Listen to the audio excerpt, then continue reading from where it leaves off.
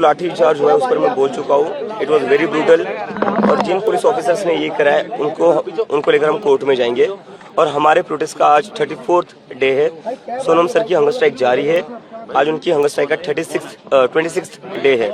तो जब तक हमारी डिमांड्स नहीं होती, डिमांड्स पूरी नहीं होती, तब तक हमारा प्रोटेस्ट जारी रहेगा। But we are requesting Sonam sir to end his hunger strike because we can not afford to lose his life. ये बात 2 दिनों से लगातार जंतर मंतर के बाहर कुछ सड़कों पे हंगामा हो रहा है, वारदात हो रहे हैं। आप भी लगातार अपील कर रहे हैं कि ऐसी चीजें ना करें। कौन से लोग हैं? ये बाहर से लोग भेजे जा रहे जानबूझकर प्रोटेस्ट को खराब करने के लिए। हम यहाँ पर 1 महीने से बैठे हुए थे, 1 महीने में ऐसी कोई वारदात नहीं हुई। लेकिन अब क्या हो रहा है, जैसे ये प्रोटेस्ट बड़ा हो गया है तो ये बाहर से गुंडे भेजे जा रहे हैं बीजेपी द्वारा जानबूझकर लोगों को उकसाने के लिए। और यही लोग हैं जो पथराव करे बीजेपी के। पुलिस यहाँ पर पत्थरों के ट्रक लाकर रखती है, बीजेपी के गुंडे आते हैं, वो पत्थरबाजी करते हैं और फिर कॉकरोच जनता पार्टी के लोगों को बदनाम करते हैं। What about the discussion? The central cabinet ministers are saying door is open. Our door, Jantar मंतर's door is also open. Abhijit दिपकेजी, तुमची आता भूमिका काय नक्की नेमकी? तुम्ही आंदोलनावरती ठाम आहात, परंतु चर्चेसाठी तुम्हाला बोलवण्यात आलेलं आहे.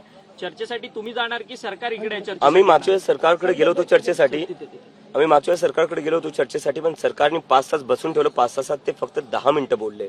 तर त्यांनी एका प्रकारे आमचा पूर्ण टाइम वेस्ट केलेला आहे. आता जर सरकारला चर्चा करायची असेल तर ही सरकारच्या घरी होणार नाही, आता ती जंतर मंतर. परंतु दिपकेजी, या आंदोलनामध्ये अनेक वेगळ्या शक्ती देखील घुसलेल्या आहेत, तुमचं आंदोलन बिघडवण्याचं काम करतात आहेत. आणि या सगळ्या आंदोलन बिघडवत असताना पोलिसांचा देखील सौम्य लाठीचार्ज जो आहे तो आंदोलकांवरती होताना पाहायला मिळतोय. काय सांगाल या संदर्भात? जे लोक इथं उत्मात करतात पोलीस त्यांना काही करत नाही. 12 वर्षांच्या मुलींवर लाठीमार करतायत ते. 15 वर्षांच्या मुलींचे कपडे फाडून त्यांना मारतायत. पण जे सिव्हिल ड्रेसमध्ये काही लोक दगडफेक करत होते आणि असं पाहण्यात आले की काही पोलीसवाल्यांनी सुद्धा गाड्या फोडलेल्या आहेत.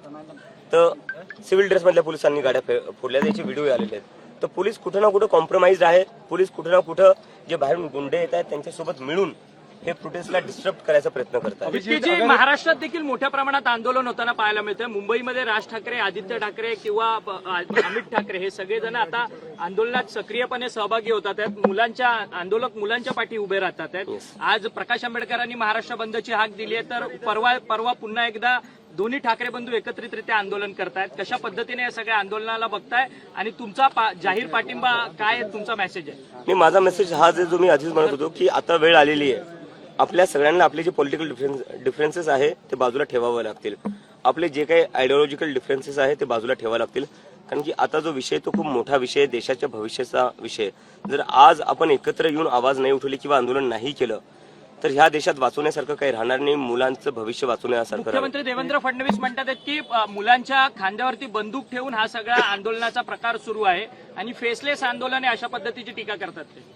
मुख्यमंत्री फडणवीसांना माझी एकच विनंती आहे, तुमच्या घराच्या 500 मीटरवर आकांक्षा चतुर्वेदीने आत्महत्या केली होती. पहिले तिच्या घरी जा साहेब, तिच्या घरी जाऊन भेटा. तिचे आईवडील आजही म्हणतायत की आमच्याकडे सरकारचं कोणीच नाही आलेलं आहे. तर तुम्ही तुमचं काम आधी नीट करा, नंतर दुसऱ्यांना ज्ञान द्या.